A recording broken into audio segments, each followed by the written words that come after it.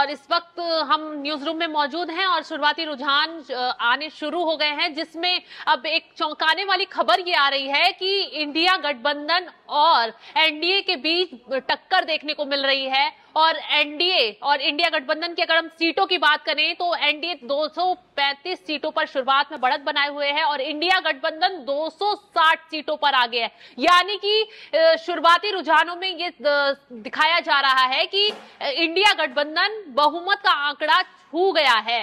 तो ऐसे में इस वक्त ये बड़ी खबर सामने आ रही है। तो अभिषेक, इस बड़ी खबर पर आप क्या कहना चाहेंगे? देखिए, पोस्टल बैलेट के अभी जो है ये पोस्टल बैलेट खुल रहे हैं, वही काउंटिंग अभी सामने आ रही है। तो अभी कुछ और वक्त इसमें लगेगा, अभी 1 से 2 घंटा लगेगा। अभी ये स्विंग होंगे आंकड़े, जिस वक्त ईवीएम खुलनी शुरू होगी उस वक्त ये आंकड़े भी स्विंग होंगे।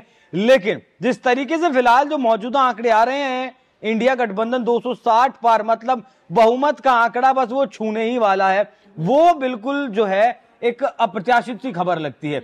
मतलब इस बारे में किसी ने सोचा नहीं, इसकी उम्मीद किसी ने नहीं की। भले ही 2 दिन पहले कांग्रेस पार्टी की तरफ से, इंडिया गठबंधन की तरफ से कहा गया कि वो 295 का आंकड़ा छू रहे हैं, लेकिन जिस रफ्तार से पोस्टल बैलेट की गिनती में इंडिया गठबंधन चल रहा है, उसे देखते हुए लग रहा है कि इंडिया गठबंधन 295 का जो आंकड़ा है वो भी पार कर जाएगा शबनम। और उस रफ्तार से एनडीए गठबंधन की जो है सीट नहीं बढ़ रही है। और अब जिस तरीके से इंडिया गठबंधन ने बढ़त बनाई है आंकड़ों में, शुरुआती रुझान में, अगर यही चीज बरकरार रही आखिरी फेज की गिनती तक, तो वाकई में ये बिल्कुल उल्टा, एग्जिट पोल का बिल्कुल उल्टा जो है चुनाव होगा और मतगणना होगी। साथ ही एक बात और बता दूं आपको, जिस तरीके से 400 पार का नारा दिया जा रहा था, लेकिन और जिस तरीके से अब गिनती हो रही है, उसे देखकर लग रहा है कि मुकाबला कांटे का है, टक्कर का है, फाइट है, नेक टू नेक फाइट है सीट पर, और कड़ी मेहनत करनी पड़ेगी जीत के लिए। बिल्कुल। तो अब जैसे कि इंडिया गठबंधन आगे चल रहा है, तो कौन सी ऐसी सीटें हैं जहां बीजेपी पिछड़ती दिखाई दे रही है और इंडिया टक्कर दे रहा है? तो चलिए वो भी बता देते हैं। उन्नाव से बीजेपी के साक्षी महाराज, अभी बड़ी खबर ये है कि पीछे चल रहे हैं।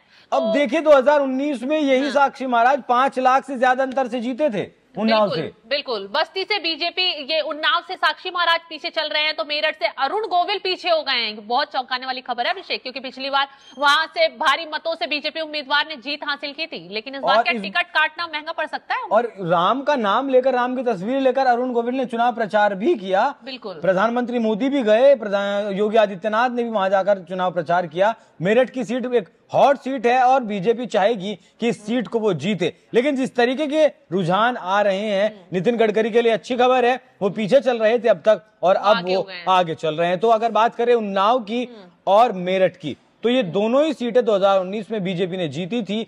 लेकिन अगर आप पीछे चल रहे हैं तो वाकई में चिंता का कारण है। द्विवेदी भी बीजेपी के पीछे चल रहे हैं। तो कहीं ना कहीं अभिषेक, ये माना जाए कि बीजेपी ने इस बार जो कैंडिडेट चेंज किए, जो मौजूदा सांसद थे उनके कईयों के टिकट काट दिए, उनकी जगह कई नए चेहरों को मौका दिया गया और ऐसे चेहरों को उतारा गया जिससे जनता का लगाव या जुड़ाव कहीं ना कहीं बहुत कम रहा है। देखिए, मुझे ऐसा लगता है कि इस बार बीजेपी को और ज्यादा टिकट काटने चाहिए थे, क्योंकि लोग मोदी को तो वोट दे रहे हैं, लेकिन जो लोकल कैंडिडेट्स हैं, अगर मैं अपनी बात करूं, मैं जिस क्षेत्र से आता हूं, कैराना लोकसभा से, उत्तर प्रदेश से मैं आता हूं, तो वहां मोदी का जो वोटर था वो मोदी को वोट देने के लिए तैयार था। लेकिन 10 साल से जो बीजेपी के सांसद हैं, माफ कीजिएगा, जो 10 साल से जो सांसद है, उन्हें वोट देने के लिए तैयार नहीं।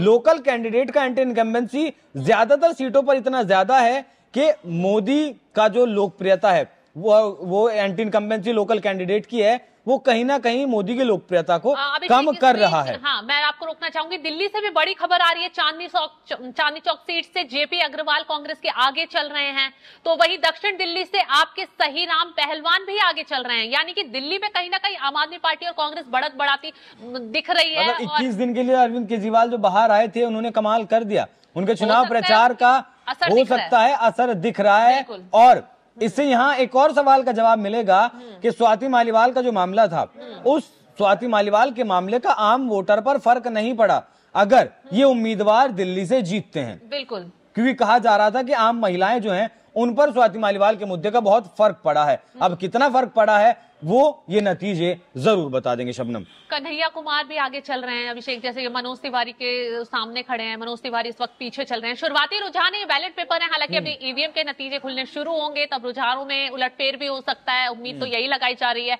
अभी इंडिया गठबंधन जो है 261 सीटों पर बढ़त बनाता शुरुआत में दिख रहा है और एनडीए 234 सीटों पर बढ़त बनाता दिख रहा है। तो सुल्तानपुर से इस वक्त मेनका गांधी भी पीछे चल रही है। तो कहीं ना कहीं मतलब जितने भी बीजेपी के बड़े नाम है, जितने भी कद्दावर नेता हैं, वो सभी पीछे चल रहे हैं। तो ऐसे में शबनम, मैं कह सकता हूं कि ये पोस्टल बैलेट है और इसके बाद अभी चुनाव एक बार और स्विंग होगा और तकरीबन 1 बजे तक जाकर आपको तस्वीर क्लियर होगी कि हाँ, कौन कैंडिडेट अगर आगे चल रहा है तो वो आगे रहेगा, जो पीछे चल रहा है वो पीछे चल रहेगा। लेकिन इस वक्त की जो बड़ी खबर है वो यही है, मैं आपको बता दूं कि इंडिया गठबंधन 261 सीटों पर आगे चल रहा है। बहुमत से सिर्फ 11 सीटें पीछे हैं। 272 का जो आंकड़ा है उससे सिर्फ 11 सीटें पीछे है और एनडीए जो गठबंधन है वो आगे चल रहा है सिर्फ 234 सीटों पर। और इसी रफ्तार से अगर इंडिया गठबंधन आगे बढ़ता रहा तो शाम होते होते अगर इंडिया गठबंधन बहुमत साबित कर ले और सरकार बना ले तो इसमें शबनम कोई बहुत ज्यादा हैरानी की बात नहीं होगी। तो फिलहाल तक खबर यही है कि इंडिया गठबंधन बहुत तेजी के साथ आगे बढ़ रहा है, एनडीए के मुकाबले भी बहुत ज्यादा तेजी से आगे बढ़ रहा है और लग रहा है कि प्रधानमंत्री नरेंद्र मोदी की जो लोकप्रियता थी, जो मोदी की गारंटी लगातार रैलियों में, भाषणों में, रोड शो में की जा रही थी, कहीं ना कहीं वो लोकल जो कैंडिडेट थे उनकी जो एंटी इनकम्बेंसी थी वो कहीं ना कहीं मोदी के नाम पर भारी पड़ती हुई दिखाई दे रही है। जी।